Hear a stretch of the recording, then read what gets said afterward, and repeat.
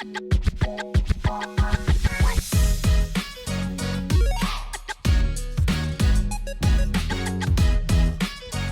everybody, and welcome to the show. I'm James, that's Katie, and of course that makes this the first ever episode number 7 of Cloud Control. And it's an exciting one, Kate, because this is the annual Game Awards prediction show, something that's always a fun activity for us. Yes, December 8th is fast approaching, and it's like the start of, like December rolls around, you're like, oh, it's Christmas, everything's great, like holiday cheer. I feel like the Game Awards is always the first thing that's like, yes, holiday mode. It's so exciting. Yeah, exactly, right? It's a good way. It starts off the Christmas season, and you're like, oh shit, if I haven't started my Christmas shopping by the time the Game Awards comes around, then you're in trouble. Oh. Oh, you haven't started yet? I haven't either. Don't worry. It's fine. It's okay. Well, we got time. We got time. We do. All right, so speaking of we got time, we have a lot of stuff to get through on this show because there's so many awards that are given out on December 8th. Like at this Game Awards show, I mean, we can talk about the show itself later, but I mean, there's so many awards, so many to get rushed by, and there's like so few that are actually given like time on the stage that I always forget. Like there's like 20 plus awards I think on this list, and it's like holy shit. They get given out like in the pre-show now too. Like they don't even get like main show status. Either way, we're going to go through. So the plan for today's episode is we're going to go through most of the Game Awards stuff. We're going to skip the content creator and esports stuff just because we have absolutely no idea what's going on in those spaces. So we'll skip over those. And then for the second part of the show, surprise, surprise, we both wanted to talk more about God of War Ragnarok for our special topics. So the second half of the show will be dedicated to Ragnarok. And then, of course, we'll end off with a listener mail question, as we always do at the end of the show, which is a perfect time to remind everyone listening that you can write in if you would like your question answered or comment read on the show. And, of course, that is at CloudControlPod at proton.me. All the links, of course, are below in the description of the show or wherever you're listening. We appreciate that so very much. So Kate, let's get right into it. I've got actually on the screen right now, as people who are watching the video content can see, that this is actually my voting ballot for the Game Awards this year, and I figured I may as well do my votes at the same time while we go through all the awards to save myself some time of coming back on this site later, because as we were talking about before we started recording, this site sucks. Like it just lags all the time. Like I don't want to spend any more time on the Game Awards site than I should have to. Anyways, right? Like Jeff, we love everything you do, man, but like you gotta figure out your website. It is a rough time. Okay, so I think what we're gonna do here, we were talking before, we have to have some kind of competition, right? So what we're going to do here is we're gonna go through. Kate and I will each vote on who we think is going to win each award, and for the victor of the competition, we have something special planned, hopefully for sometime in December, where we're going to get together, have some drinks, and play those excellent N64 Mario Party games that just came to the Switch Online. Maybe a bit of Pokemon Stadium too. I'm not sure if that's out, but if it is, it'll be part of it. And the loser has to buy drinks for the winner that night in regards to whoever wins this competition. So let me just say, Kate, good luck, and may the best guesser win. That's all I'm going to say. Best of luck to you. Okay, so let's start off. We're going to go from the bottom to the top just because, of course, the top is Game of the Year, the most exciting award. So we'll save that to the end. And we're going to skip over, like I said, these esports ones at the bottom. So, of course, that will start us off at most anticipated game, where we have Final Fantasy 16, Hogwarts Legacy, Resident Evil 4, Starfield, and The Legend of Zelda Tears of the Kingdom. Where do you want to start, Kate? This is a tough one. I feel like there's 3 contenders on this. I feel like it's got to come down to Starfield, Breath of the Wild, and Hogwarts Legacy. Like I just don't see Resident Evil being like as big of like an industry-wide hype as some of those other games. But I don't know. I'm kind of torn between Starfield and Breath of the Wild. And I think I would give the edge to Starfield, but maybe that's just being naive and throwing Nintendo under the bus a little bit. I know, it's such a hard one to choose because, like, to me, the wild card is Hogwarts Legacy, right? Because that's it's like a non-video game thing. So I have no idea how many, like, Harry Potter people that don't really play games are all of a sudden going to come and, like, buy that and be on board with it. So that's like a wild card, you know? But like then you get like too meta with these kind of competitions, right? But it's like, oh, but are those people the people that would vote at the Game Awards? Like maybe not. And that's true. That's like, true. Yeah, it gets too like convoluted that way. But yeah, I think I'm gonna go with Starfield, but I think I'm gonna kick myself in that it's actually Zelda. But like, Okay. I don't know. I've been flip-flopping back and forth. Well, if you're gonna go with Starfield, I mean, my gut says Zelda, so I'm gonna go Zelda on this one. For me. Okay. Click that Out of off. curiosity, are any of these games you're actually I excited mean, about? for me, I'm excited for Final Fantasy 16. I mean, I know that game's Yeah. got some kind of iffy stuff going on, and there's a bit of ambiguity around like what exactly the game still is and stuff. But I mean, I've just been so into these last few Final Fantasy games that have come out. Like, I'm really excited for more from the franchise. So I would say that one. I mean, Mhm. I'm not really a Zelda person, or like any of these games aren't really my thing. So I think Final Fantasy is kind of the default. Yeah, I agree. I don't think this one was as clear as last year's Elden Ring, Hmm. like secure lock-in. Yeah. I'm kind of got my own Hogwarts Legacy, just like I it's just such a weird, all the trailers are so weird. Like I can't tell if it's gonna be good or not, and I'm a little bit curious. But I think the biggest failure of the Game Awards so far is where is Silk Song on this? Silk Song fans are Where so is it? hyped. Come on. But I've heard the tinfoil theories like, oh, that means it's coming out sometime this year. Yeah, that's what they always say. Come on. Which, that's what they always say. I don't think it's happening, but I mean, come on, Silk Song at least should be like a secret Dark Horse 6 answer. There's a write-in vote, right? I think you can. I think some people can write in. Who knows? Okay, best adaptation, recognizing outstanding creative work that faithfully and authentically adapts video games to another entertainment medium. And here we have Arcane from League of Legends, Cyberpunk Edge Runners, The Cuphead Show, Sonic the Hedgehog 2, and Uncharted, which is a movie that we watched earlier in the year and reviewed on this podcast. If you're so interested to go back and listen to that, a lot better than we thought. But do you think it's good enough to win this award? The Uncharted movie, it surprised me, especially with all the reviews it was getting. I enjoyed it quite a bit, but I think this is one of the categories that is just an absolute easy lock-in for Arcane. Like that show came out and blew everyone away, and like it's a good show regardless of all the leak stuff, but it is a fantastic League of Legends show as well. I couldn't agree with you more. Like, I have no attachment at all to League of Legends. I would say I probably actively dislike it. And yet this show was, I can't wait for more of this show. Like, the animation is just incredible. The story's Yeah. compelling. It's got like really, it's a lot of parallels to Final Fantasy VII sort of storyline wise. Just more of that sort of cyberpunk world. I love that show. And it's funny, Yeah. like I actually really enjoyed Sonic as well for what it was, and like same with Uncharted along the same lines, but I mean nowhere near like Arcane for me. Yeah, exactly. Arcane was just like the top tier quality in every aspect of the show, right? Like obviously visuals, writing, characters, world building. Like, it was just a phenomenal show. Not even thinking about anything about League of Legends. So fucking good. Like season 2 is coming soon. I think everyone's excited for this. 100%. Okay, so we're tied on that one. We both vote for Arcane. Mm-hmm. So next up, we have Content Creator of the Year. We're going to skip that one just because it's another one where we have no idea. So Best Debut Indie Game. Best Debut Indie is for the best debut game created by a new independent studio. And here we have Neon White, Norco, Stray, Vampire Survivors, and Tunic, which I unfortunately haven't played any of these games, and I feel like shit about it because I've heard nothing but good things about like every single one. Yeah, I agree. I think Stray and Tunic in particular have been on my list for a long time.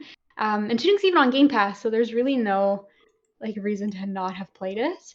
I have it installed. But It's literally looking me in the yeah, so face every do time I turn I. my Xbox So on. do I. You know what it was? Is I think I want to dedicate my time to it. So I keep just having a game that's come up instead. Like, Plague Tale came out and I was like, oh, I'm pretty sure I can beat it before God of War, and then God of War, happened. And so like Tunic is very high on the list of what I'm playing next. But yeah, it's good. And you know what? I think the Dark Horses, I don't know. I don't think it's gonna win because I think it's a really niche game. But I've heard nothing but praise for Neon White. Like this game has blown people away. Yeah, same here. And let's just point out right now too, Neon White and Stray both published by Annapurna. Let's just shout that out because it's very important Yeah. for them to get their recognition. You know what? For me, I feel like my personal vote, just from what I know about these games, would be that I would think Neon White would be my favorite. But for some reason, I think Stray is nominated for some awards further up the list.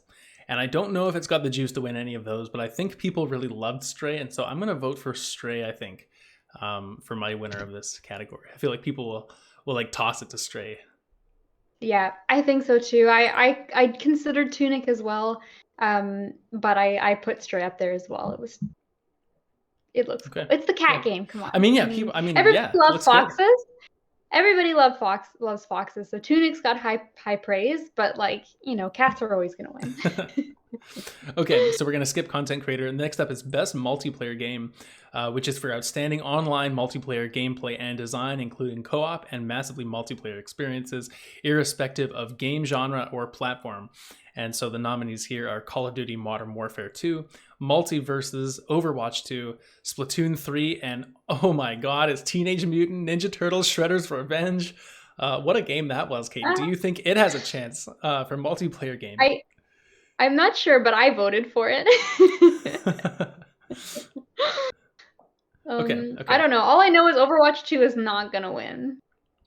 So Yeah, if I could vote on not winner instead of winner, I think that'd be a lot easier.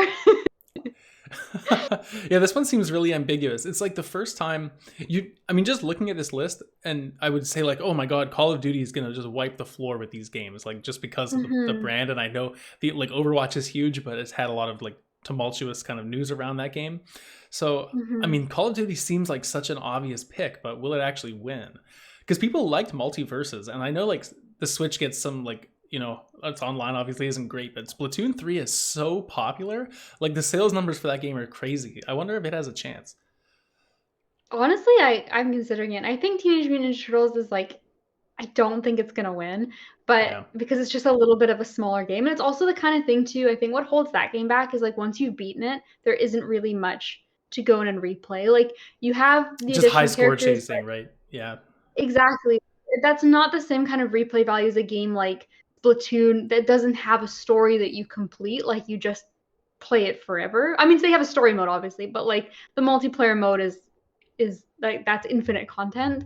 So I think Turtles has to kind of get pushed aside for that reason. And I think I'm gonna go with Splatoon. I know Multiverses was popular, but I don't know. Like I just maybe, and I'm naive. I haven't kept up with it, but I feel like I don't really hear anyone talking about it anymore, even though I knew so many people that were excited for it when it came out. I agree with you. I have the exact same opinion. I'm just gonna let everyone know I'm voting for Ninja Turtles because I love that game. But for our competition, I think I'm gonna go with Call of Duty. I think I'm just gonna stick with the obvious choice, not overthink it, like you said. Yeah, and that's fair. And this is a good thing to clarify too. Like it's not our personal votes. Like That's right. I also voted for Ninja Turtles, but it's just who we think is gonna end up being the winner. That's right. So let's see. Best sports and racing game. For the best traditional and non-traditional sports and racing game, we have F1 22, FIFA 23, NBA 2K23, Gran Turismo 7, and Ollie Ollie World, a game which sticks out like a sore thumb among the rest of these. But cool to see it here. I wonder if Ollie Ollie World has a chance. This is probably the one I have the least. Like I have no fucking idea. Like I don't play sports games. I don't know anyone who plays them aside from like every now and again. Like you guys play the hockey game, which isn't even on here, so that doesn't help me. I personally want to shout out F1 because they have the current year. You'll notice that FIFA and NBA are 2023, and that's actually not the year that we're in right now. So I think for that alone, F1 is a stronger argument for me personally. Amazing. Is that what you're gonna go with?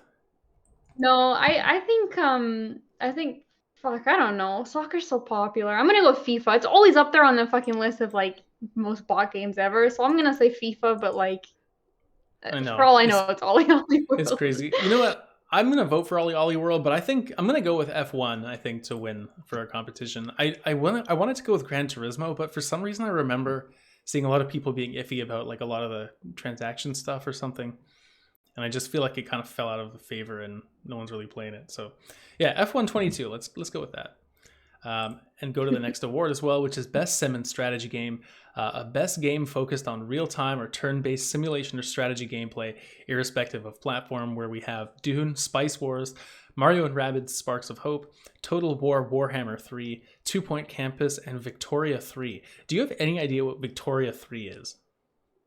No, I had never heard of it before, but I found the picture delightful. So that's what I It got. is. And also very funny sitting beside 2 Point Campus.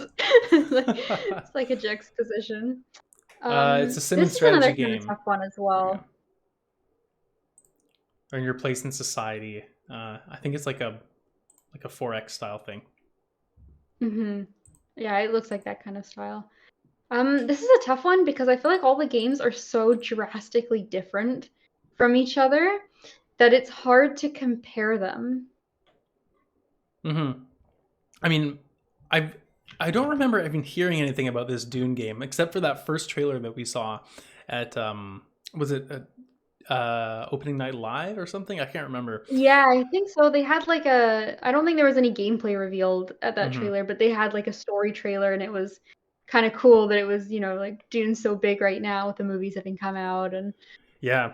whatnot. You know what? I'm going to go out on a limb here and I'm going to vote for and predict a winner, Mario and Rabbids Sparks of Hope. I think that game is something that people knew the first one was really good, and people have been like low-key really excited for this. And I feel like it's going to, like, come on, none of these other games are that popular. Mario's here winning it like it's the most known quantity. Come on, Mario. Don't overthink Yeah, it. I put the same thing down. I also put Mario, so we've unfortunately got another double up. I considered briefly for Total Warhammer because I know that's a massive franchise as well, with like a huge catalog of games.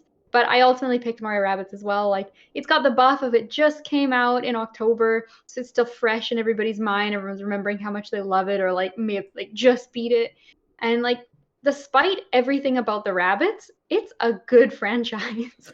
Like they're legit good It was strategy fun. Did games. you And did you like, beat the first one? I can't remember. you know what? I didn't quite beat it. I don't know what it is about strategy games that I like fall in love with them and play them religiously and then kind of fall off of them. But I've Mm-hmm. always meant to go back and finish it because I was genuinely like close and really enjoying it. Yeah. So Yeah, fair enough. maybe I will and pick up Rabbits when it's on that great Ubisoft They sale. get down to like $30 by the end of it, like the first year. It's perfect. hmm Okay, so next award we have Best Family Game, otherwise known as Best Nintendo Game, every year, which is for the best game appropriately for family play, irrespective of genre or platform. That's not true; they're all Nintendo games, which is so Kirby and the Forgotten Land, Lego Star Wars: The Skywalker Saga, Mario and Hey, that's Rabbids on Sparks of multiple Hope. things, I think. Oh, I guess it is. That's true. Yeah. Nintendo Switch Sports and Splatoon 3. This is a really contentious set of games, I think. Like Nintendo Switch Sports, huge dark horse. Yeah, absolutely. Like especially when they add in more sports. I think it only launched with like so many and then they were like putting some new ones in. Um yeah, you know what? I kind of nailed this one immediately. And I'm gonna go with Lego Star Wars because if Mm-hmm. you remember, that game sold like absolute fucking fire when it came out. Like it was like contending Elden Ring almost with Yeah, it was the how only one even well. close. I think it was the only game that passed Yeah, Elden Ring in one of the first like 4 months after release or something. yeah, exactly. The month that this game came out, it beat Elden Ring for sales of that month, That's and right. Elden Ring ran like consecutively for like 5 or 6. So I think people were like absolutely stoked on this game. But I want to give a shout out to Kirby and the Forgotten Land. Like I Mm-hmm. genuinely want to pick that game up because it looks so good, and like full mouth mode is such a dumb meme, but it genuinely looks really fun. Doesn't it? I know. I played a little bit with a friend. He brought it over, and I played like the first level in a bit, and I was really impressed with it. It did definitely. I can see why I had those comparisons to Mario Odyssey early on, and like people were, early in the year talking about this is game of the year kind of contender, and so well, I think that's probably a little overblown. I definitely would love to play that too, but for some reason, I think I'm thinking Nintendo Switch Sports is going to win. I think people just really had that renaissance this year of like enjoying their nostalgia for Nintendo like Wii Sports, and I think Switch Sports is going to have that little bit of like a reminder coming out now and being like, "Oh yeah, that was so fun." Like, let's vote for that. Um so I'm going to vote for that one. Although my own personal vote, I think probably would be for Kirby as well, just because of the like it's an unexpected game of that type of quality that I don't think Kirby's usually. I'm not saying like that's a bad way to put it. Kirby's games are quality, but they're not like that scope It's that, a new that this take game on ends the up being. Kirby Exactly. formula. Yeah, Yeah. exactly. So we'll go with that one. And move along to the best fighting game. For the best game designed primarily around head-to-head combat, we have DNF Duel, JoJo's Bizarre Adventure, All-Star Battle Royale, The King of Fighters 15, Multiverses, and Sifu. And I'm so sorry, did you make a vote for that last one, or did I skip over you? I did. I picked Star Okay, Wars. you did. Okay, right. Yeah. Okay, so what are you thinking here? This is a tough one because, again, like, I'm not super integrated into the fighting. Like, I watch a few things at Evo every year and like keep up with some games, but these are not like, this isn't a Tekken or a Street Fighter or like one of the really massive ones. So Right. I mean, Sifu looks fucking awesome. I want to play Sifu. Well, that's what I'm But confused about. so See, so I didn't know you could have a non-competitive game in this genre. Like, is this the first time yeah, we've ever seen me. this? So I was a little surprised to see Sifu here as well. So I don't know necessarily how that's gonna like rank up, but I mean that game looks great. I want to play to be my personal pick. But I know King of Fighters is huge, and I know like I actually hadn't heard of DNF Duel, but it's Arc System, and like That's Arc Guilty Gear, System is right? like Yeah. yeah, Guilty Gear and the oh, Blaze Dragon Blue. Ball Z fighters, Mm-hmm. Blaze Blue. So I don't know. I think it's tied between DNF Duel and King of Fighters, but I'm gonna give it to DNF Duel just because of how quality Arc System Works Mm. is every time, and I don't have a ton of knowledge on the games individually. Yeah, I'm gonna go off the board here a little bit. I'm gonna vote for Sifu personally, but just because I think that's fantastic Mm-hmm. that it made it. But I'm gonna say Multiverses is gonna win. I think that game just has something. It's gonna win an award. Like, I'm just convinced of that. It's gonna win something because it's Doing just been something. so unexpectedly popular with this ridiculous crossover, and people were actually surprised of like, this is actually a pretty good Smash alternative, and just even being mentioned in the same breath as Smash by people that like the game must be doing something right. And so I feel like Yeah, people are going it to was recognize good. that. I genuinely enjoyed it. Like I had a great time. Like Wonder Woman was super fun. I really like Cat Dog. That was a weird pick I didn't foresee myself getting into, but yeah, Oh my it's god. genuinely fun. Okay, here we go. We've got some a big heavy hitter now. We got best role playing game for the best game designed with rich player character customization and progression, including massively multiplayer experiences. Where we have Elden Ring, Live Alive, Pokemon Legends Arceus, Triangle Strategy, and Xenoblade Chronicles 3. Uh, wow, that's a lot of very highly acclaimed games there, I think. Mm-hmm. These are a lot of good games, and I think a lot of them deserve some attention. But I think this might be where Elden Ring starts to sweep Mm, across the field a little bit right now, because I just don't see any of these games beating out Elden Ring, especially when one of the emphasis characteristics of this award is player customization. And Elden Ring just like it has an absurd amount of like player customization and the freedom to change like builds around and stuff, and like it's such a fucking big game. It nails it in this category. Like, Live Alive looks awesome. I want to play it. Triangle Strategy is on my list. Like, these are cool games, but like, it's Elden Ring. Like, come on. yeah, I think you're 100% right, and like you're saying that the definitive reason is because of that customization, and I really couldn't agree more. I mean, I've played Live Alive, Arceus, and like Triangle Strategy is a game I've seen a lot of, even though I haven't played, and I know those games there like the customization isn't there in the same way anywhere near Elden Ring. You can have all these different builds and Mm-hmm. play like completely different characters, and in those other games you're more so setting move sets for a set number of characters that have a prescribed Mm-hmm. thing that they do. So you're totally right, and I just think these awards always get stacked up. I think for the few favorites I feel, and Xenoblade is an interesting one because I haven't played it, and I know it does like it's renowned for like a really deep combat system, but I don't think that's the same thing as best role playing overall. And so I think Elden Ring is probably what I'm going to go with as well, and I think I'm going to vote for it myself as well, even though yeah, I think it's my favorite of all these games, to be honest. So we'll go with that. Mm-hmm. Yeah, it goes without saying. I also voted for Elden But Ring. shout out to Live But it, Alive. That game yeah, is awesome, and I think it deserves to be like definitely not forgotten, if that makes sense. Like yeah. Well, it's deserving you of a have lot. to beat it. I You know, have to beat I it know, so that I can play I it. know. You're But now you're there's God of gating me War. off Like, of this my great God. game. Yeah. Here's what you do. You play God of War like during the day when you're all hyped up, and then you take Live Alive to bed and play in bed for a little Right? bit. Yeah, yeah. And Okay, that's like okay. the I'll try it. ultimate day, you I know. know? Well, it is. Yeah, that's what I do sometimes. Don't get me wrong. Okay, next up, best action adventure. For the best action adventure game combining combat with traversal and puzzle solving, we have Plague Tale Requiem, God of War Ragnarok, Horizon Forbidden West, Stray, and Tunic. So 2 games coming back from the earlier awards. But wow, I mean, similar to what you said earlier about about Elden Ring, I mean, I feel like God of War is definitely a huge favorite here. Although, like, I mean, Horizon Forbidden West has a lot of traversal in there, and puzzle solving. I mean, Plague Tale's got a lot of puzzles. It's not like super foregone conclusion. I mean, even Tunic is like all about puzzle solving.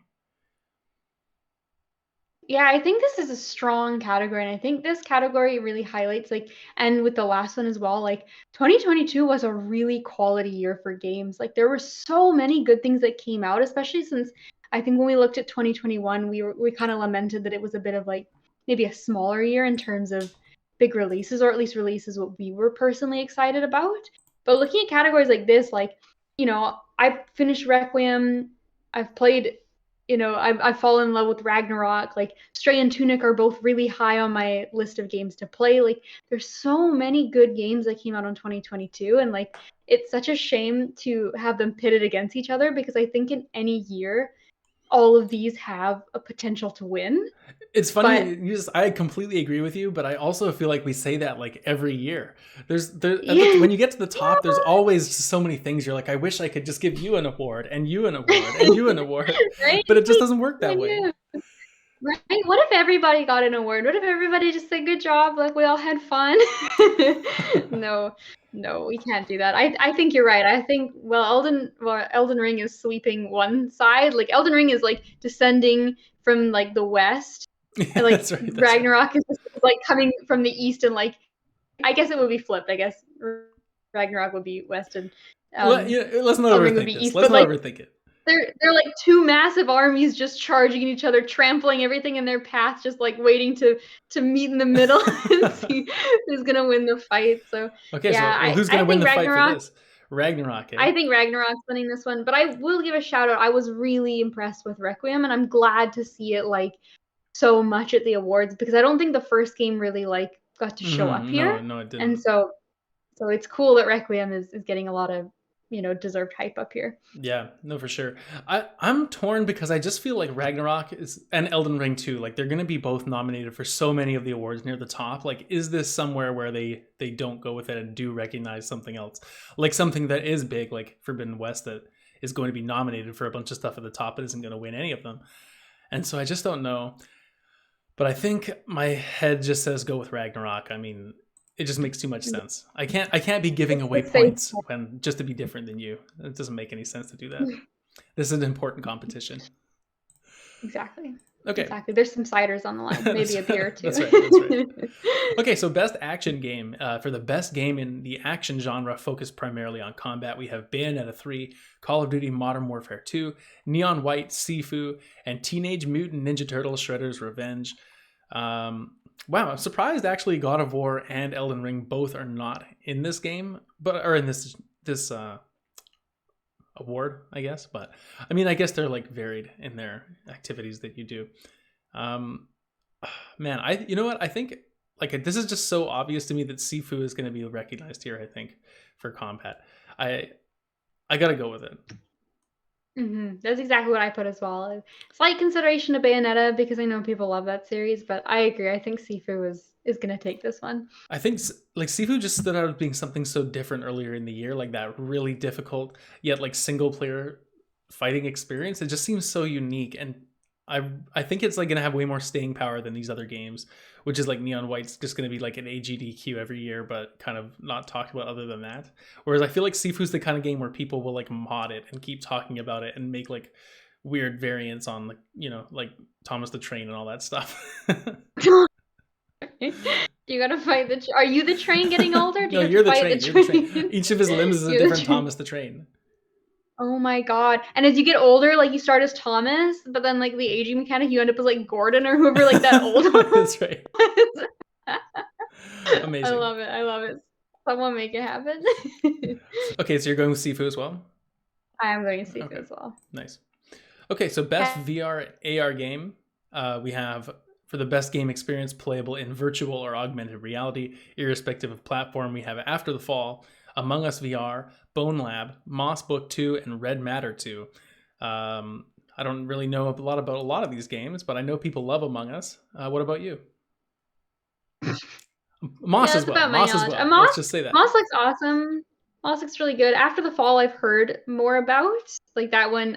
Problem is I don't remember what people were saying, but I remember people were talking about it. So that's either a really big plus to winning this, or a really big, oh my god, it's never gonna happen. I was personally excited about Bone Lab because I got it mixed up with Bone Works.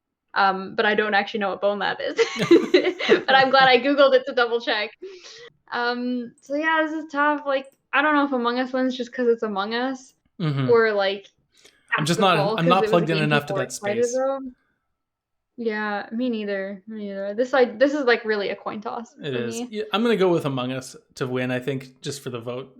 Seems the safest option, but I'm going to vote for Moss just because Okay, it seems cool. I'm gonna go with After the Fall then as my guess. Just gonna try to shoot one in the dark. Cool. Why not? Okay, so best innovation in accessibility, recognizing software and or hardware that is pushing the medium forward by adding features, technology, and content to help games be played and enjoyed by an even wider audience. And so here we have As Dusk Falls, God of War Ragnarok, Return to Monkey Island, The Last of Us Part 1, and The Quarry from Supermassive. Now we've played As Dusk Falls. Actually, it'll be coming up probably on the podcast in the next little bit. And I think having like your phone to play with is probably a big help for that. I'm just thinking about that now, like with your own settings. But I know like God of War and both The Last of Us as well. Like the games open up with huge accessibility settings and the Supermassive stuff as well. So I know that all these games are doing great work. But as far as who's going to win, it's a good question.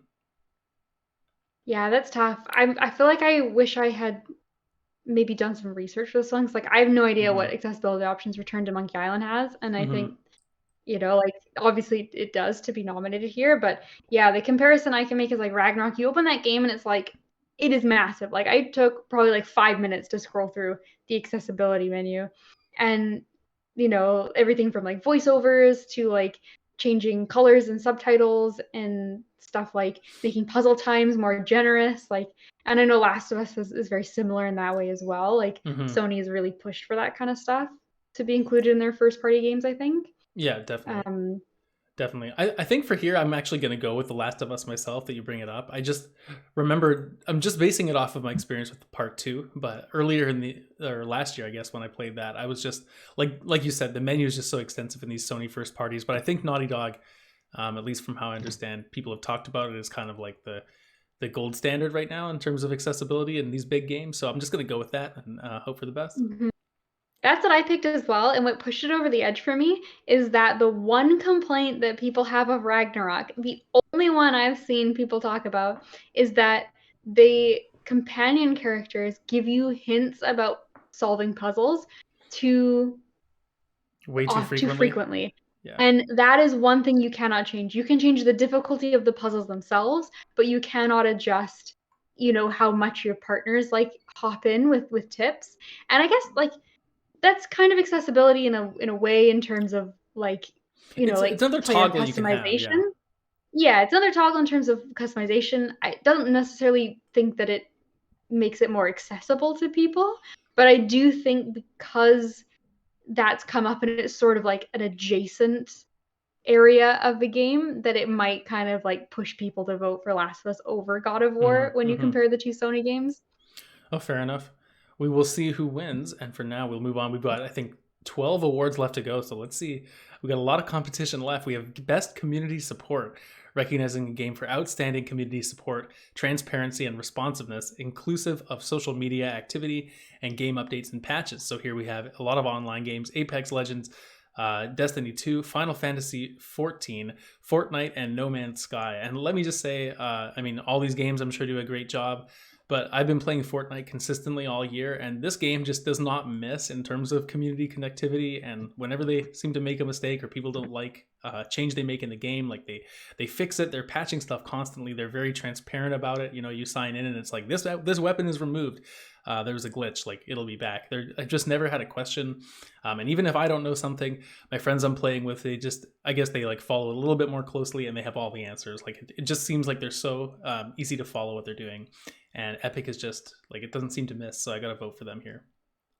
I thought the exact same thing. Like they are the gold standard in terms of like how they interact with their player base, and even just all the extra stuff they do, right? Like having concerts and like putting all these new characters in the game, and like it's just so community focused. Like I don't know how you can't put them for this one.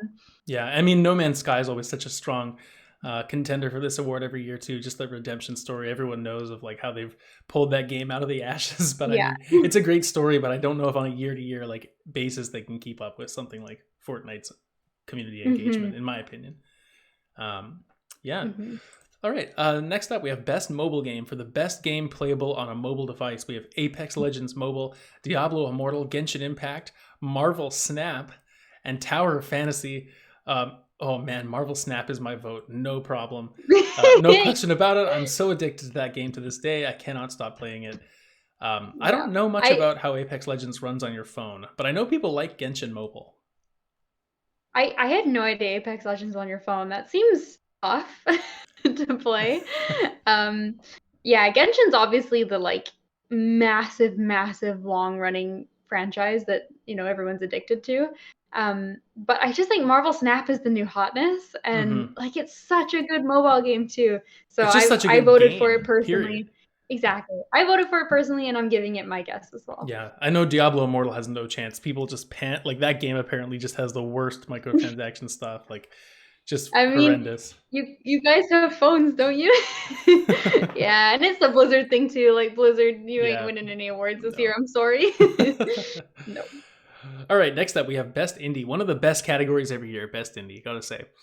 For outstanding creative and technical achievement in a game made outside of the traditional publisher system. So we have Cult of the Lamb, Neon White, Sifu, Stray, and Tunic. All strong contenders. Cult of the Lamb showing up for the first time though, and that's a game like I'm so disappointed I haven't been able to play it yet. It seems like such a fun time and just building up your little cult and going on little expeditions. Love the little art style as well, very Paper Mario-esque. Just haven't had time, you know. What the hell? What am I supposed to say? I know. This is the kind of thing. It's almost like somber to look at these game awards and be like, oh, I wish I played that. I wish I played that. Like I think every single one of these games looks fucking amazing. Like this is an awesome category. Like I said before, like 2022, like sure we praise every year, but I think this year like genuinely is like a super standout year. I'm gonna give this one to Stray. I think as we talked before, like it just seems to be that little bit more higher of a pick for a lot of people for whatever reason. Like it just kind of stands out that little bit extra. But I think every single one of these games like easily takes it home. Interesting. And that's your pick for who you think's gonna win.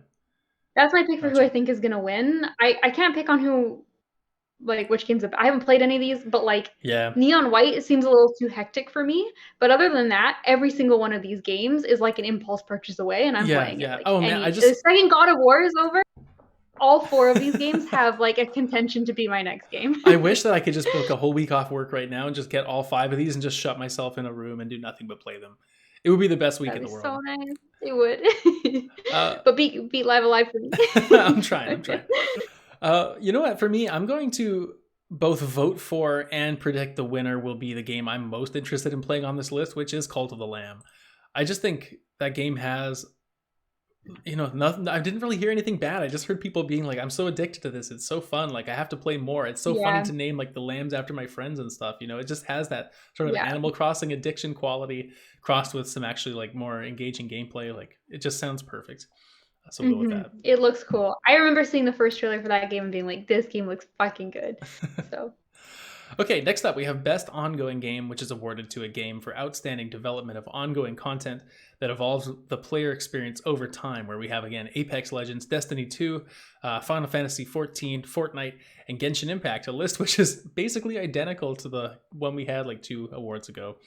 I'm just going to give it to Fortnite again, Kate. What else can I say?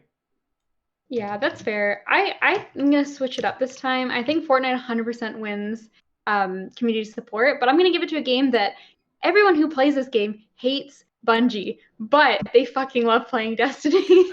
And And Destiny 2 Witch Queen came out this year, and it was a massive expansion that was really, really well received by fans. So I think, well, they're never going to win the community support because everyone says fuck Bungie. They fucking love Destiny. So hey, yeah. just a quick aside: do they still hate Bungie now that they're owned by Sony and everything's changed there? Like, or has the way they sort of manage the game changed at I all? don't think enough has changed or Mm. happened since then. So we'll see. But I think part of it's just like kind of a meme. It's like, oh fuck Bungie, Sure, right? sure, Like it's sure. just Yeah, sort of a like, it's kind of like the same idea as like nobody hates, Star Wars more than Star Wars fans, right? fair Kind of enough. That's thing. true. But yeah, Always been I don't curious. know. Yeah. Okay. Cool. All right. Next up, games for impact. For a thought-provoking game with a pro-social meaning or message, we have A Memoir Blue, As Dusk Falls, Citizen Sleeper, Endless Extinction is Forever, Hindsight, and I Was a Teenage Colonist. And every year when I see this award, I'm always so happy I played the ones that I've played on this list, and I always make a note of all the other games that I'd like to go probably and play, because so many of these are like those walking sim kind of story games that I just love so much. Speaking of which, I gotta vote for Citizen Sleeper on this one because as much as I'm enjoying As Dusk Falls, like Citizen Sleeper was fantastic earlier in the year when I played that on Game Pass. Mhm. That is my vote as well. Is Citizens? Well, like, my guess is Citizen Sleeper. I think it's just the biggest game out of this list. Mm-hmm. And like I know how well it was received, but I personally voted for Dusk Falls just because of how much fun we've been having playing. And it is like a really well told story with like kind of some Mm-hmm. tough moral choices. So Yeah, I think definitely. it's great, and being able to play like with everyone. Like we were talking, like we were saying, like it would be fun if our dad came and played this with us because like he couldn't necessarily keep up with a lot of games, but being on the phone and making the choices that way, like instead of doing quick times on a controller, do little quick time things on your phone, he'd be able to keep up. And so it's like just Exactly. a cool, like anyone can sit down and play it kind of thing. And it's awesome. So we'll talk about it soon. We will. We'll We talk will. about it soon. Next up, we have Best Performance. Ooh, this is going to be tough.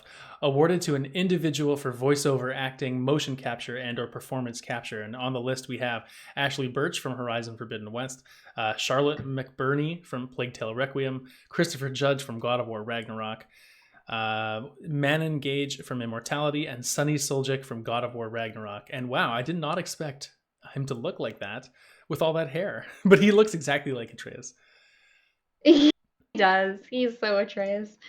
This So, is a tough Plague one. Do you Tale. think it How's comes how's the with? how's the acting in Plague Tale? So you know what? That was the one I voted for. I don't think Mm.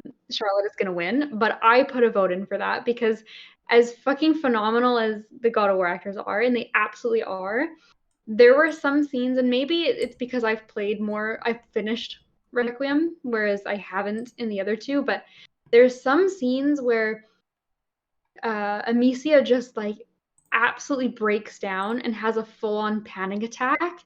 And oh my god, does it come through? Like one of the criticisms for Requiem is that the facial capture and the character models don't look amazing.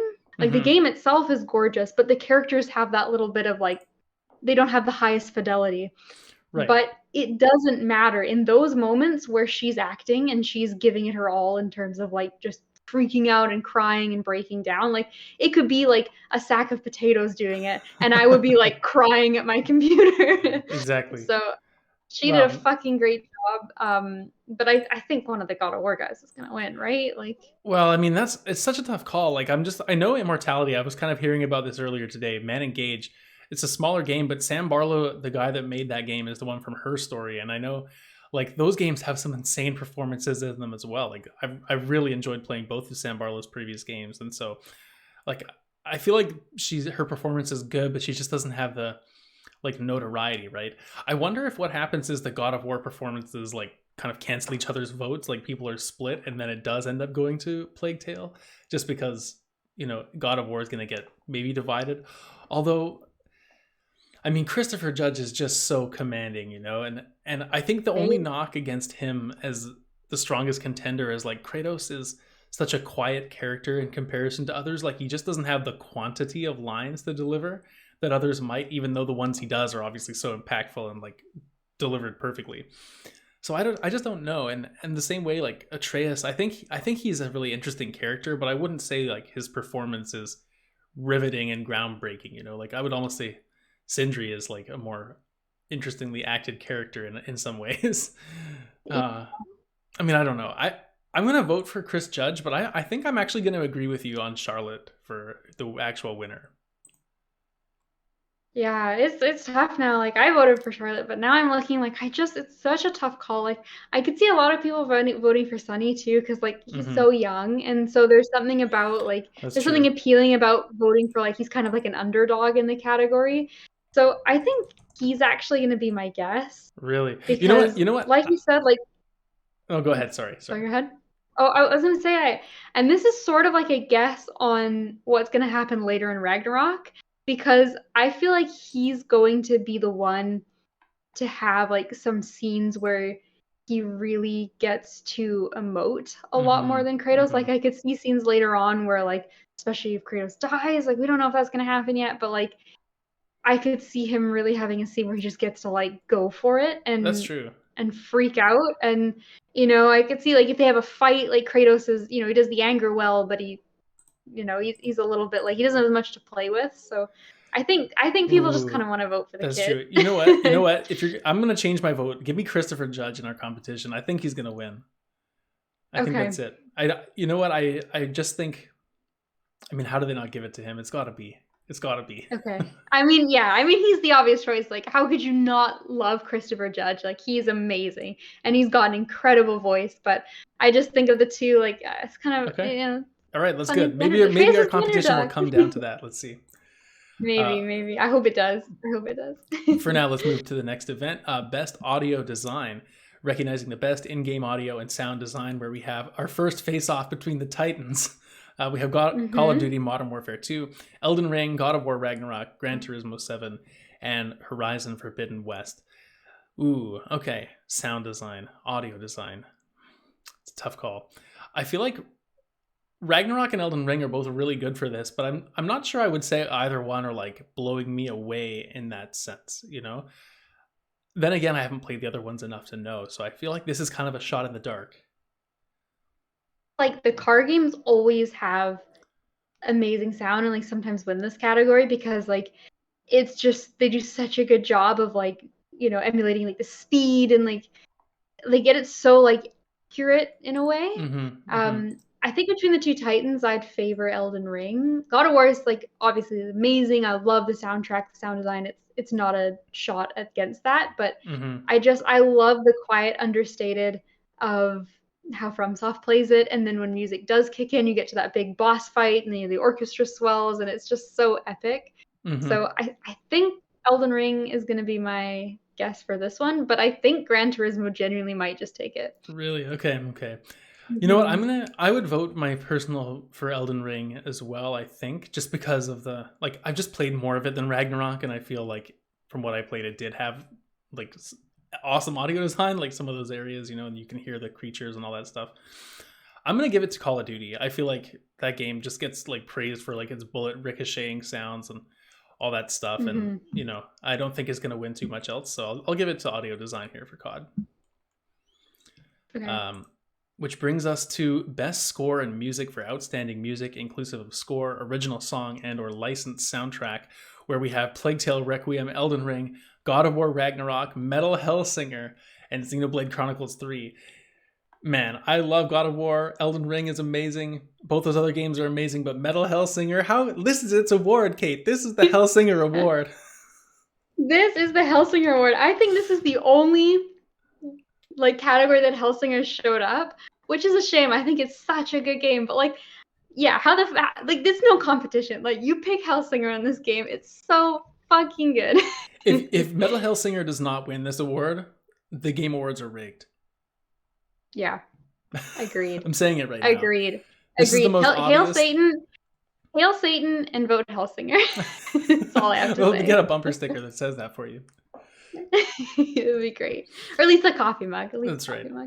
Okay, so next up we have Best Art Direction for outstanding creative and/or technical achievement in artistic design and animation, which is Elden Ring, God of War Ragnarok, Horizon Forbidden West, Scorn, and Stray.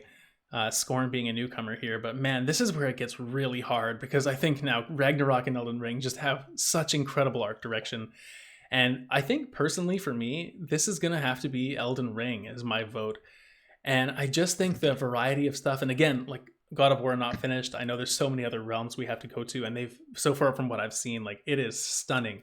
But Mhm. Elden Ring is just like that going in on the the main plane and just seeing that humongous tree and all the different locations you go to there are just they're on another level. Like a lot of the design and the creatures you run into, like it's just amazing. And so art direction for me, like Elden Ring is it's on another level. I agree. I think, these other games, especially I want to give a shout out to Scorn. Like that game looks so fucking gross, but Yeah. like it really is repulsive to look at. So that's an impressive feat to Surprised that really Plague kind of Tale is not on sell there that. too, kind of for that same reason. Yeah, you're right. Plague Tale is a really artistic looking game, so it could have easily made it. But I agree, Ragnarok is absolutely beautiful. But I think the distinction is that Ragnarok is building off of mythologies and, preconceived worlds. And it's drawing from things and it's doing a really wonderful, beautiful job of doing that. But Elden Ring is just batshit wild. Like, why is like, Hmm. like the two fingers, like how do you come up with that shit? Like it's I know. so out there and it's constantly surprising you.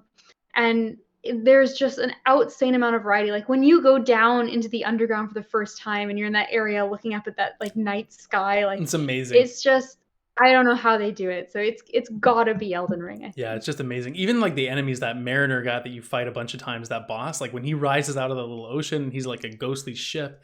He's like a, kind of Hmm. a standard enemy by partway through the game, but he's just like stuff like that is just amazing to look at. Yeah, the game is constantly like just throwing new things at you and surprising you, and it's incredible how much variety is in there. Mm.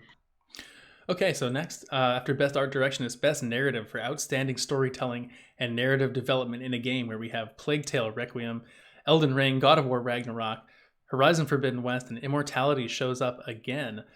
Man, I really want to play that game. I think it's on Game Pass, so again, another one of those no excuse. But what do you think for Yeah, I narrative? think it just came. I think this one is where Ragnarok takes it. I Mm. think of the two games, like the two massive ones, Elden Ring versus Ragnarok. Ragnarok is known for its story more so than Elden Ring. Like Elden Ring, you Hmm. can very definitely play the game and have no fucking idea what's going on. But Ragnarok is obviously so intimately tied to its characters, and that I would say even more so than the combat is the main focus Hmm. of the Hmm. game.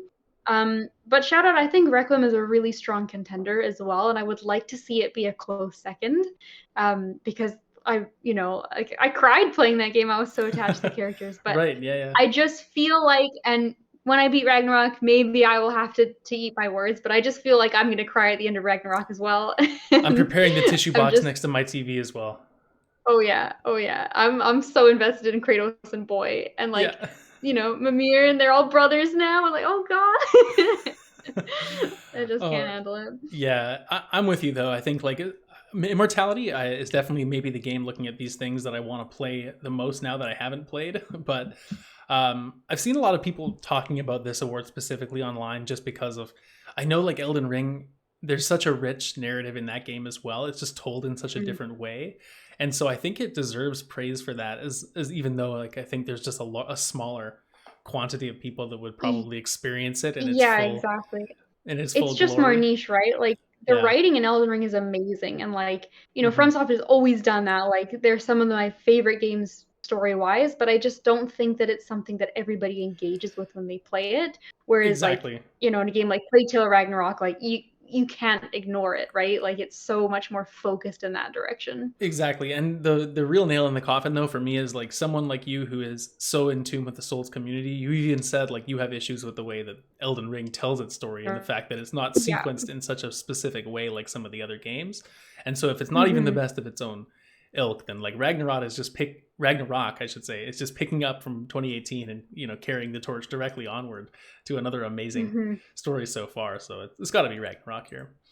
That was Hmm. really long-winded, I feel, but I just wanted to give Elden Ring praise just because it deserves to be in this category. I think Absolutely. for what it's doing. So, okay, next up we have Best Game Direction awarded for outstanding creative vision and innovation in game direction and design for Elden Ring, God of War Ragnarok, Horizon Forbidden West, Immortality, and Stray. I feel like I'm reading a lot of the same names here, but again, like it's one of the two, right? Very neat. It's one of the two. What do you think of the two? I mean, this award, I'm always confused exactly what it's being awarded for. You know, like to me, like I always think it's like how are they directing like the narrative? How does the game flow in general? And I feel like that's sort of how I end up defining it a lot of the time. And for that reason, I feel like again I'm gonna have to vote for Ragnarok and just say that's gonna be the winner, just because Elden Ring, I think when you get into a flow, it's very strong and you're like progressing through a certain dungeon or you're making your progress, but then you either get stuck somewhere or you stumble upon you go somewhere too early that you're probably not equipped for, and unless you're a super player, you're probably going to get stuck and have to venture around a little bit longer. And so it just gets kind of broken up, and in that way, like Ragnarok just flows so well. You're in a story moment, then all of a sudden you're like right in the action, and then it's just like perfectly paced all the way through. It's like an outstanding Disney ride. And so for me, like that's just, I guess the overall direction of the game is just so cohesive. And so I got to go for Ragnarok. Yeah, see, I was 50-50 on this because and I think I'm gonna go with Elden Ring just to not have us tie because we tied the last like three in a row. Right, right. But I think it depends on what you emphasize more. Like the cohesion, absolutely, I agree with Ragnarok, but there's that word innovation in there, and I think Elden Ring takes that because like it we've never had an open world Souls game before, and I don't think we've ever had Mm, an open world game like Elden Ring, just with how full of stuff it is and like the amount that they packed in, and just how when you're every time you think like you've got a hold on how big the map is, and then it's like it expands and it just keeps growing in ways you don't expect, and they changed up, for better or worse, they changed up their formula quite a bit for Elden Ring, and I think while Ragnarok is amazing and it's tough to compare without having beat the game. I think it's an unfair like advantage Elden Ring has, but based on what I've played so far, even though there are definitely some massive moments and some things that I think they've surprised me in a lot of ways so far in Ragnarok, I don't see it straying as far from 2018 as Elden Ring felt different from other mm-hmm, FromSoft mm-hmm. games. So I think because of the innovation and because you guessed Ragnarok, that will tilt my 50-50 to Elden Ring. Interesting. Fair enough. I mean, like I said, this one just comes down to so much more interpretation, I think, for what you're looking for. Hmm. So it's really Yeah. hard to guess, but we will see who wins. And for now, we'll predict the last award, which is, of course, Game of the Year, recognizing a game that delivers the absolute best experience across all creative and technical fields. And this includes Plague Tale Requiem, Elden Ring, God of War Ragnarok, Horizon Forbidden West, Stray, and Xenoblade Chronicles 3. And where do you go between the two games at the top? I mean, I think all these games are like, I think they were all liked, but for me, this one is one of the more easy votes between the like this, isolating the top two votes. Like it really doesn't seem like the other four have even a chance compared to some other No. years where there actually might have been like three or four. And like we said before with some of their categories, like I think all of these games have an opportunity to win. I just think like Elden Ring and God of War Ragnarok are just that extra bit, like they're behemoths, right? Like these games are all fantastic, but nobody was or not as many people were like clamoring for like when's Plague Tale coming out? When's Plague Mm-hmm, Tale coming out? mm-hmm. It wasn't year long like anticipation for it. Like just the amount of hype and suspense that Elden Ring and God of War have like coming into them before you even get your hands on the game is on a different level than I think the other four Yeah. games here. And then like, it seems like they've come out and absolutely smashed it out of the park. So it's tough just to say like, like your grandma might know what Elden Ring is, right? But she probably won't know Xenoblade Chronicles, No, right? probably not, unless she's that streaming grandma we talked about before. That would be a Oh, Grandma unique case, Shirley, but yeah. yeah. No Skyrim for you this year. I'm sorry. Okay, um, so what's it gonna be here? It's funny. Like for me, obviously, Game of the Year. Like I'm voting for Ragnarok. I think would be my yeah. personal vote. But there's a large part of me here that thinks Elden Ring is gonna win this, and I know there's gonna be like there's so many arguments on both sides. Like you can argue which is better game based on your preference. So I think that's seriously like out of the conversation.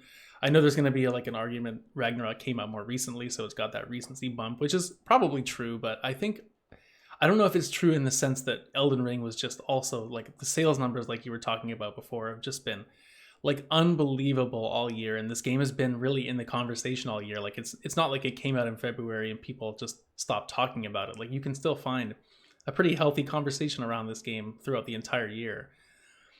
And I feel like what might push it over the edge for my vote is that there's probably, now this is where I'm guessing, and this is what I'm trying to base it on for my justification, which is like there's probably more people that never really played Souls games that jumped into Elden Ring for the first time, had a really good time, and then are going to like have that fresh and be like, oh yeah, this totally deserves my vote for like revolutionizing the Souls genre to like be more Mm-hmm. approachable for a lot of people. Whereas Ragnarok, I love Ragnarok. I think, like I said, it's my game of the year, but I think there's a certain percentage of people that are like turned off of like, oh, it's just a Sony AAA thing where they just do like a story and you just go through the, like it's maybe a Right. little bit less innovative because it's a sequel. I don't know. Like I'm just And gonna have to it's break the tie. isolating as well in the sense of like you can only get it if you have a PlayStation, and Right. so not Elden Ring just is accessible to more people just by a technical standpoint of I only have an Xbox, I only have a computer, Yeah, and hardware wise, it's got a so way bigger base. So I don't know. exactly. Like I'm So really just splitting hairs here. I'm gonna vote Elden Ring's gonna win though. That's my guess. I'm voting Elden Ring is going to win as well. It is to no surprise whatsoever. Like this game is an absolute behemoth. Like the amount of like just even the build up to Elden Ring. Like I've never, and to be fair, like I was a part of it more so than I would be for other games. But I think like the community surrounding like when Elden Ring came out and like how big of an event it was is like, is there Elden Ring news? Is there Elden Ring news? And it was the joke for a while. And um, people just fell in love with this game. Like, I know people who are like, oh, I'm on my fifth playthrough right now. And it's like, holy shit! Like, I don't Jesus know Christ. anyone who's like, right? Like, it's insane. It is just such a phenomenal game. But that's not, anything surprising coming out of my mouth. But what is surprising in my spicy take is that I actually abstain from voting on this category Really? because I need to beat Ragnarok before I can vote. I like that. I Because respect you. while Elden Ring is obviously such a strong contender for me, Ragnarok is one of the only games that could possibly topple it because while FromSoft is my favorite studio of all time, Elden Ring is not my favorite FromSoft game. And so I don't know if Ragnarok can beat it, but I want to give it the fair chance it deserves. So I actually didn't vote on this, and I might come back to it later. Interesting. Okay. Very Mhm. cool. Well, I mean, for me, I'm voting. Ragnarok would really have to fall off a cliff and become a total, shit fest to be passed by Elden Ring. Even though I really liked Elden Ring, I don't think that's going to happen. So I'm going to safely vote. Um, I will say though, I've got to just shout out that these two would obviously be my top two picks. If I got to pick a third pick, it would be Hellsinger. Put Hellsinger on this list. I fucking love that game. yeah, that game. I think that game deserved more nominations than it got. Like I guess Mhm. like I don't really know what it would be nominated for aside from. Action. I I mean, guess yeah, I guess action. action. That's true. That's true. I Hmm. mean, for me, I feel like my game that I played this year that I would want to nominate over anything else would probably be Citizen Sleeper. Like I think that was such a cool experience, and I know it got nominated for that one award, but it was super innovative, and I think it should be up for like more than it is. And Death's Door as well. Was that this year? No, it No, wasn't. Death Star was not this year. Damn. It was last year, but that game I is just played it fantastic this as year. I well. just played it this year. Okay. Mhm. Anyway, speaking of God of War, like we've just talked about it a bunch in this segment. For the second half of today's show, we're going to talk some more about God of War, just because it's the only game we've been playing, and we've played a heck of a lot more, and we want to talk more about it. So, Kate, I know I'm a little bit further than you, so why don't you catch everyone up to where we're playing right now? So we're going to have spoilers up until, well, maybe I'll let you take it away, but there is a spoiler warning here for maybe the first 10-ish hours of God of War. About the first 10-ish. So yeah, if you haven't played any of it so far, like please go away. There are definitely big things at this point that you do not want spoiled. Like we were out of tutorial zone and we were into like the holy shit, the meat of the game.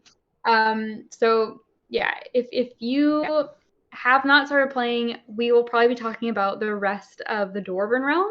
And then the big sequence that happens after that, hmm kind of up until you go to Alfheim. So that's where I currently am. I'm just a little bit into Alfheim, so we'll probably save that for next time so that I can kind of get through it first. But will be, yeah, the section from after the Dwarven Realm up to Alfheim and everything that goes on at Brock and Sindri's house, which holy shit. Which So that's holy your shit. warning. Yeah, that's your warning. Do not get this spoiled. Like, no. I'd be so mad. I Not know worth you it. had it Not spoiled, worth James, it. and I oh my did. god. I did. Very unfortunate, but we're past that now. We're past. We're past that now. So, yeah, I'll kind of go through, I guess, what I've been doing. We can chat about it, and then, please stop me and bring up other things. But, Yeah. we met that other Dwarven character, Durlin. Yeah, Derlin and That's his kind of how I started out. what's that His guy's little name? squid or Dinner? octopus dinner, yeah. Yeah. And we didn't get a hell of a lot of that character, but I hope he comes back in a bigger way because he was very intriguing to begin with. And he just had such a cool design, like the kind of pirate sort of motif he had going on. Yeah, I liked him a lot too. I was sad when I had to leave his house, but I'm sure we'll be back. Like I don't think this game Yeah. really is gonna have any characters that are one and done sort of things like that, unless they die like Yeah. deliberately on screen. Yeah, if they die off screen, they might come back. On screen, yeah, we'll see. So that was awesome. And then you have a Dreki fight pretty close after that. And I got to shout out that so far, and I'm making a list, so far the best like R3 kill animation of the game goes to the Dreki because of how Kratos and Atreus work together. Like Kratos kind of holds him and Atreus like shoots him in the neck, and then you both like simultaneously like use the knives, and it's just so incredibly cool to see them work together on one, which as far as I know, is the first in the series, aside from like big cutscene ones that are like in massive boss battles. But this was just sort of like a fight you did. I'm 100% sure of that too, and I think is the first. It's another piece of evidence of like how Kratos is acting more like a father towards Atreus. It's almost like he's teaching him how to do these things, even though he doesn't necessarily want him to become violent. But at the same time, he's like, "No, I'm concerned for your safety. You need to know how to kill this. Like, come with me. We're gonna work as a team." Just because obviously he doesn't need like Atreus's help to rip that thing's jaw in half. Like he could do it in his sleep, but it's cool to see him invite Atreus in to do that kind of thing, or at least that's like how I'm interpreting it. Yeah, I think so as well. And like he kind of holds him still so Atreus can take the shot. And it's like, did that one arrow really make that big of a difference? But yeah, it's cool. And they work so fluidly together as well. Like it really feels natural. You So feel like that they've was been a really cool training like moment. for a long time. They've been mentioning before, like Atreus is like, oh, all we do is train, and I think this is the game showing you like, no, they really have taken the time, and Atreus is that bit older and he is more capable, like we were saying last time. But like you're right, the fluidity and like he's not giving him instructions during the fight. Like Atreus knows what he's doing. Yeah, exactly. And in the past, we've seen him hesitate to take shots, but now like there doesn't seem to be that hesitation. So it was just a fun fight too. Like it was just a cool monster to fight. I was a fan of that. And then maybe we'll talk about the mines because that's kind of the next big gameplay section, which I really enjoyed. But before we get into the mines, they throw the troll joke in at you. And I had to lie about this last time we my recorded God. because I'd seen it and you asked me about are there going to be a troll in this game, so I had to like not give it away. So yeah, the troll pops up. You don't even get to fight it. Kratos just immediately chops its head off and is like, "Nope, we're not doing this. No trolls." And I think that's kind of a neat point. Like this game is a lot funnier than I expected. Like 2018 had its funny moments, and especially when Mimir gets introduced because he's quite a comical character, and obviously Brock and Sindri are a lot of comedic relief. But I found in this game that like Atreus and Kratos are a lot funnier than I expected from 2018, and like there's some good physical comedy, but also just like some of the lines, like when you first get in one of the mine carts and Kratos is like moving and Atreus is like directing him of like where to put a place on the track, and Atreus is like, "Oh, to the left." And then you makes you move it like it's not a cutscene. Like you actually like have the option to go left or right, so you move it left. Like Atreus says, like, "Oh wait, shit! Like no, like my left," because he's facing the other way. So then you have to move it back, and it was just such a like unexpected but like funny scene of levity in the game. I have the same And like there's opinion. just been so many good little lines that have just been hilarious, like Kratos like shutting down a joke or telling a bad story, like all that same kind of stuff from 2018, but just that extra little bit added on in this one, I think. Yeah, I totally feel the same way, and I think it's like Kratos's performance and the way they use him for humor reminds me so much of Drax from the MCU.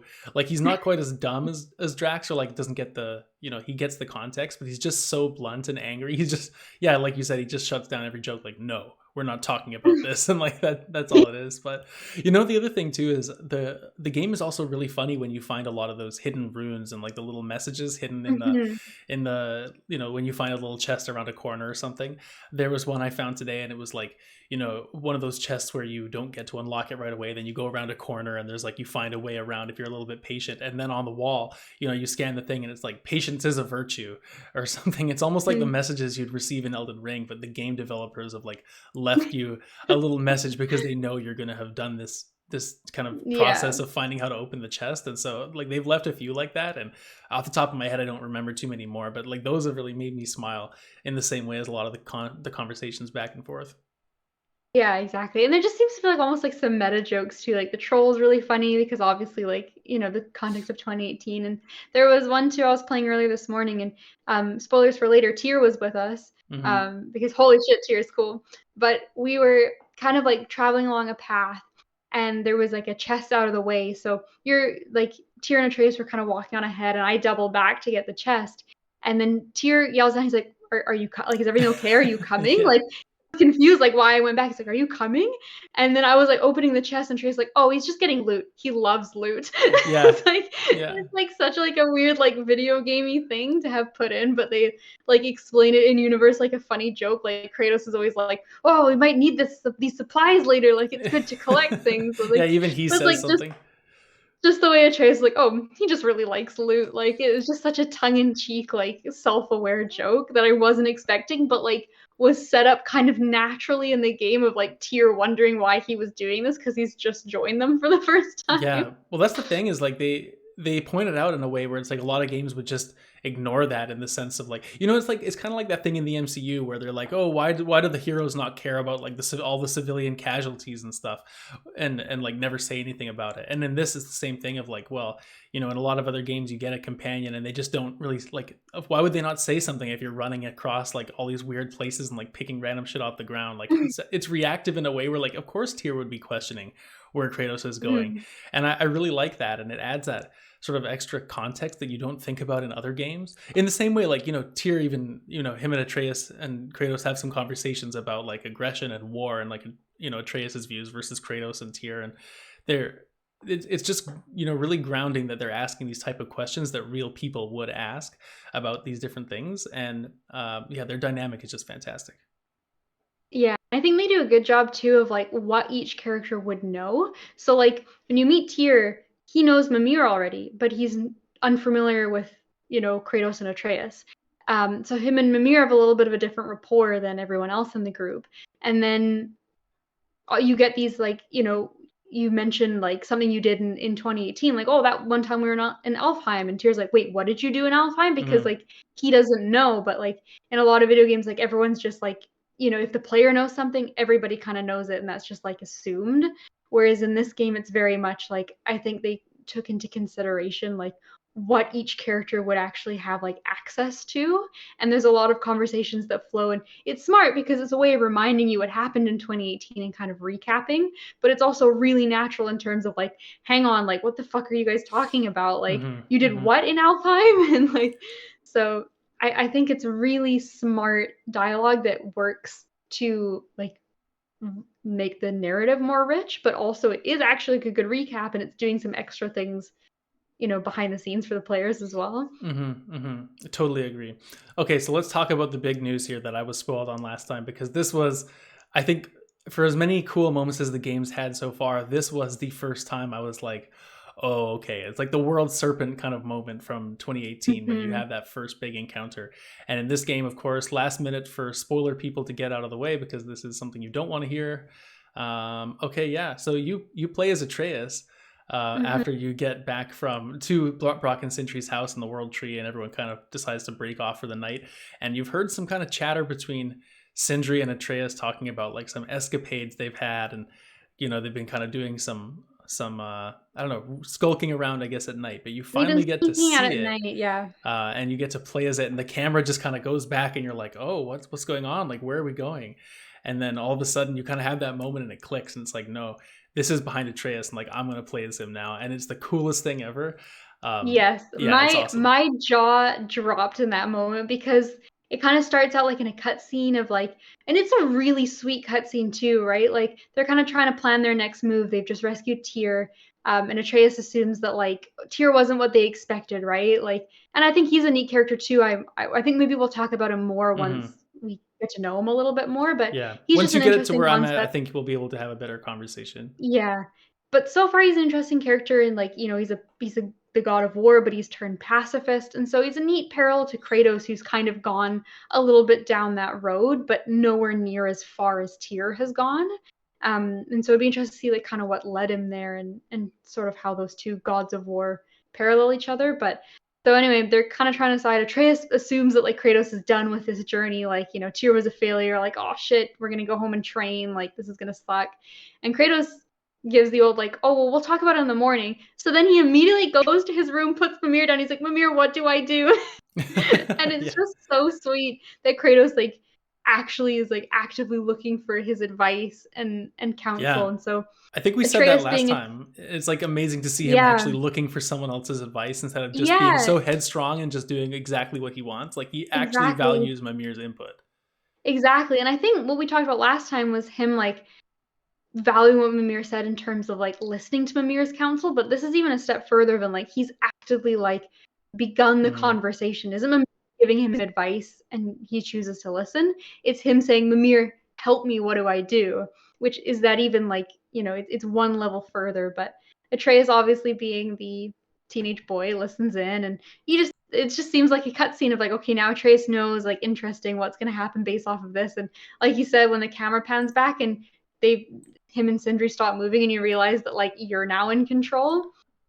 Oh man, I was so excited, but also so terrified because this really doesn't bode well for my Kratos is gonna die theory. Right. Now that like it's already established as a playable character.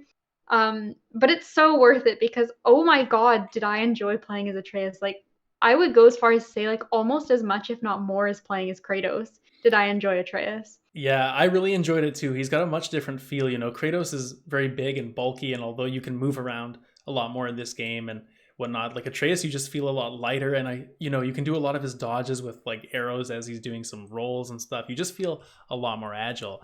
And I really enjoyed, like, I'm assuming you're going to get a lot more ammo types and different skills. So I think he's going to have a lot different of a toolkit. And I still think I prefer Kratos right now. Like, I love the axe, I love the chains. The shield has added a really Mm-hmm. cool element as well. So he's really, I think he's more fun, but I could see, depending what Atreus gets by the end of the game, like his kit could be pretty interesting. Because I don't know about you, but the first thing I did was go to the skill tree and kind of look around there, and he's got a lot of Yeah. stun kind of abilities and explosive arrows, stuff like that. But really cool stuff. And you know what I noticed too, just a little aside about the skill tree, is that it's the same skill tree as when you're with Kratos and you have the skills you're unlocking there too. So everything you unlock is like usable with when you're playing as Atreus and when you're with Kratos. You just do it automatically if you're not controlling him. And I think that's so Right. cool because it's not like oh, I should probably just buy this because I'm playing as Atreus or Kratos more often, so this will be more helpful. Like, no, anything you buy is helpful. And I think that's such a cool, I would have expected the other way around. So that's good. Yeah, exactly. I'm just impressed with how well they integrated it. Like he feels so immediately comfortable to play as because of how well his like moveset kind of mirrors Kratos, right? But he's just that little bit tuned differently where like yeah, he's just a little bit quicker and more agile and like his range is a little bit more of like his strength versus his melee. Even though the melee feels amazing and I love like his like kick flips off of enemies, like Hmm. it's just so fun the way he uses the bow.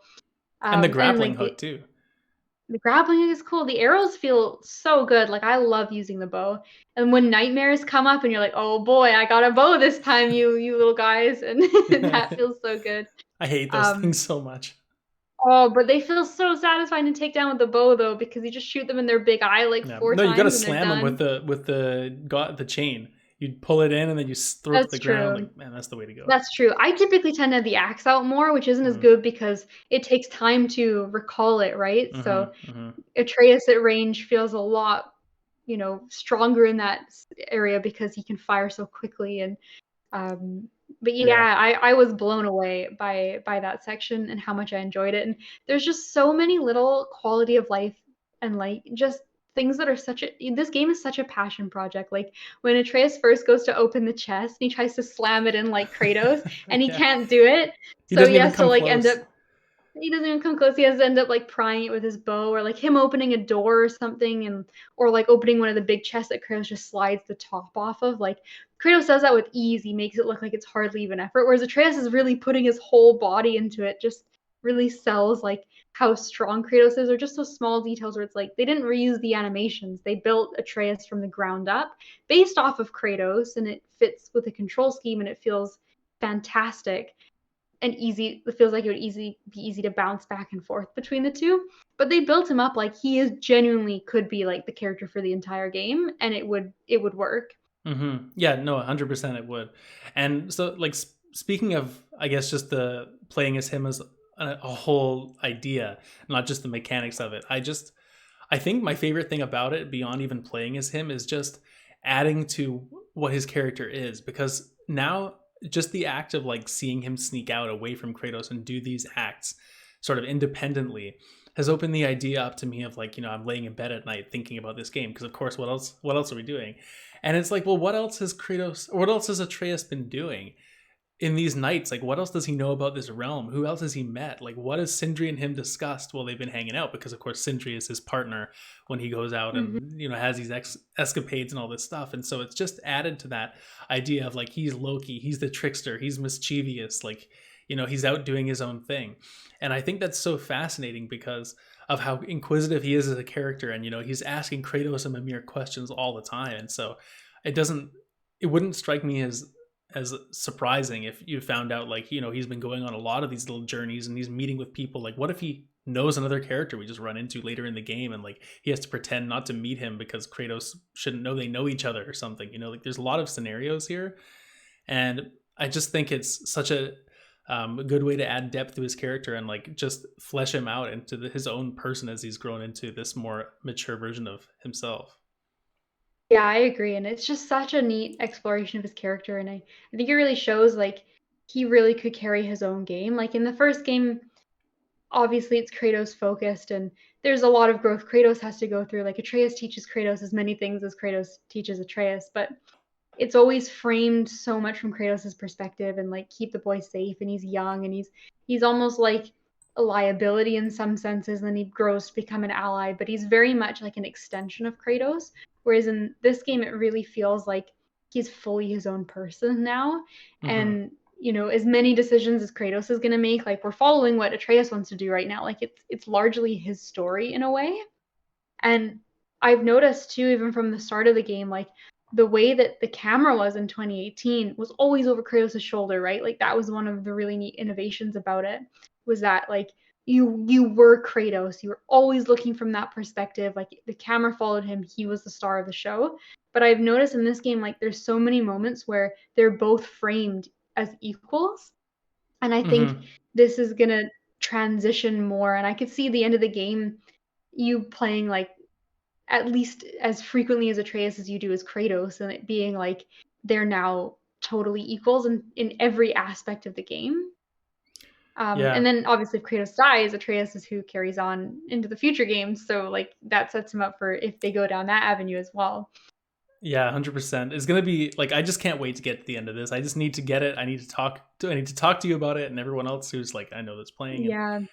You know um what? I have this weird feeling when I sit down and play it too. Is like all I want to do is play it and consume it. But then I'll play for like an hour and a half and then be like, you know what? I should take a break because like I don't want to accidentally finish it too quickly. Like you see these people and they're like, oh, 50 hours in platinum trophy, like 3 days after the game's yeah, out. And and it's like like, holy. all the power to you. That's awesome. But like, oh my God, I'd be so sad if I was done the game in 3 days and like I'm out of God of War. Like I would be Mm-hmm. so upset with myself. So I know, I would I feel want the to same try to way. like savor this as much as possible and really just like chew through it. 100%. Okay, we're running out of time here. We got listener mail to get to as well. But any final little quick hits you wanted to bring up about this game? Yeah. Final quick thought is, oh my God, finding out the small detail of why Sindri is a hypochondriac. Mm. That was not what I was expecting, and it was devastating. So I look at Sindri in a totally new light now, and Brock as well. Like I almost like the scene we had with them both together after Atreus goes out with Sindri and learns what he learns. Mm-hmm. I sat there and I was like, okay, don't cry, don't cry. Like it's all gonna be okay. So I like that they're getting some depth too, as opposed to just being the funny dwarf characters. Yeah, same That's here. nice. Same here. And to add on to that too, I think it's like seeing Sindri in combat for that little bit with Atreus is just really funny. Like he's just throwing Yeah. random like items out of his bag of mischief or something. Like it just summons random Everything is things. raised like bombs, and then like, oh, the elevator shaft's broken. Here's the elevator handle. It's Yeah, like, what the hell? Why did you have yeah, it's that? like a gag. Like it really makes me think. This game, even more so than the first one, I think is. I've noticed it just seems a lot more like a fairy tale. Like I know the first one did as Hmm. well, but this one characters kind of show up out of nowhere, and there's sequences where things just move a little bit like a fantasy, and they're in and out of dreams and this stuff, and it Hmm. just has that like fairy tale sort of magical quality, like Hansel and Gretel or some shit like that. And I just can't get it out of my head while I'm playing, and it's a really good thing because I think it's what makes the Yeah. game feel smaller in scope than a lot of these bigger games. And even though it's is such a high budget, is such a big game, like the map is large, we're going to a lot of different spaces, but it always feels intimate in any setting that you're in. And Hmm. I think a lot of it's to do with that, like I feel like they've just envisioned this fairy tale setting. That's the best word to describe it, and it really feels like Yeah. that all the way through, and I just love it. I I agree. I could not agree more. And I think part of that too is they're just really embracing like how wacky and zany and wild like mythologies can be. Like if Hmm. you sit down and read some of those stories, like they are bizarre. Like there's a story in Norse mythology where like Loki like turns into a horse like as a joke. He's like playing jokes on Thor. And he turns into a horse and then accidentally gets another horse pregnant and then he has like a horse son. And it's like just Oh my weird shit god. happens all the time in mythologies. And so they're sort of just like playing into that, like, the game doesn't have to be gritty or like dark or super serious all the time. Like, this is like an amazing magical world, and like we can play into that, and that's fantastic. Amen, amen. Well, we'll talk more about God of War on upcoming shows, I'm sure. We're not going to finish playing it for a little while, but we will be checking it, of course. And the second we're both done, there will be a spoiler cast. No doubt about it. I know we have a few of those on the back burner, so we'll try and get to those eventually as well. But for now, Kate, it's time for listener mail. We always like to close the show out with a listener mail question, as we mentioned at the top. So please get in touch with us and leave us a question or comment if you wish to do so. And today our question is from Max, who asks, what is the game that you played and really liked at first, but then your opinion dulled on it as time went on? And vice versa, what is the game you played and your opinion of it increased over a period of time? So an interesting question and hard to think about, but what did you come up with? Okay. Well, do you want to start with the Hmm.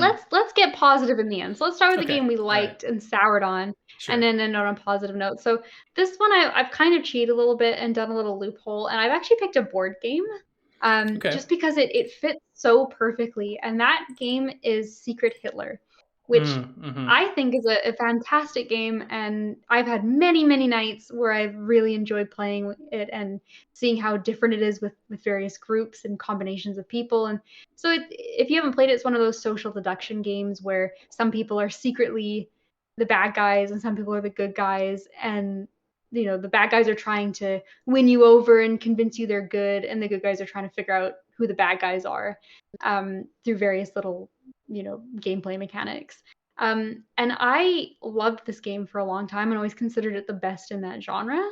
But I've just played enough to the point, and I think I played it with a group that kind of like figured out a way to make it more math than Mm-hmm. social deduction. And so we would play, and they'd be like counting cards more so than trying to figure out based on how people were acting. So it would be like, okay, so those two people went on a mission and it failed. So one, this person says this and this person says that. And that to me is what's interesting about those games, is to do the social deduction part.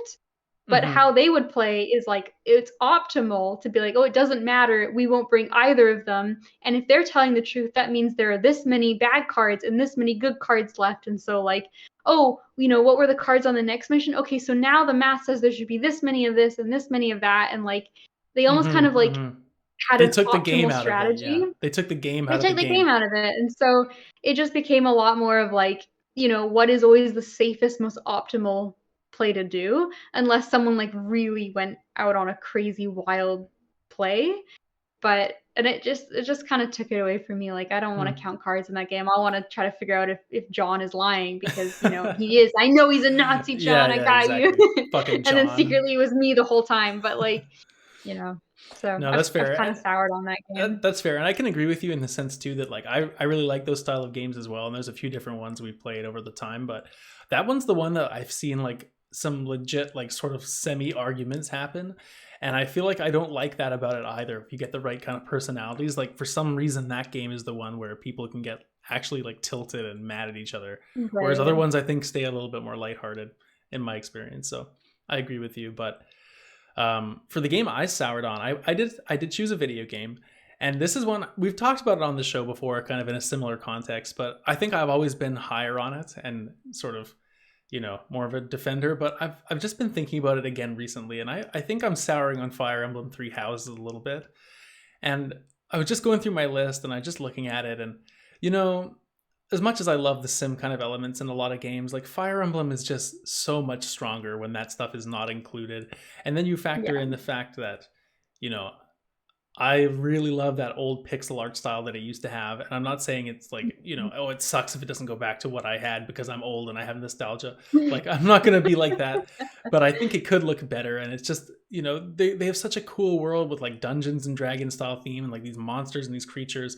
And similar to Mario, they always have the same art style. Like, I feel like Fire Emblem needs a refresh as well and give it some harder lines or like some, cartoony style with like, just don't make them so friendly and dating simmy. Like make them actually look cool, and like I want to battle with them on the battlefield. Like it could be done so much better for what they're bringing to the table, and it could be done better if they just took the sim stuff out and built the world and built some cool characters and cool skill trees and different weapons and cool maps and all that stuff that we actually care about. Completely agree. Focus on that part of the game, and maybe we won't necessarily have to go to tea with these people. Yeah. Yeah, I 100% agree on that, and that's a good pick. Okay, so then for the flip side, the inverse of the question is a game that we weren't as keen on, or were not sure if we loved it at first, and we really grew to like it. And this one is like a cheat. I've talked about it a few times, but this is the first Plague Tale for me, because we both first checked it out, and it didn't feel amazing to play. It had it was a little janky in some ways, and I wasn't sure how much I was sold on the story when I first started. But the more I played that game, the more I enjoyed it. And then afterwards, just thinking back on it, I just grew more and more fond of how well written it was. And even after playing Requiem now, like I see that the original had some flaws for sure, but just what it's culminated in, and how much Requiem picks up exactly where Innocence left off and went through with the story to continue developing the characters further. Like I just have nothing but praise for this game anymore. Like it doesn't matter that sometimes throwing a pot doesn't feel great, or like your sling, sometimes it's hard to line it up where you want it to go. Like whatever, 30 seconds, replay that section. Like it's so worthwhile. Yeah, no, fair enough. And I love your passion for this series. And like I said, I'm totally going to play Requiem once I'm done Ragnarok, because you have me sold. And you played, like I said, you played a few things I've recommended. I got to return the favor here and there. So it's up for me too.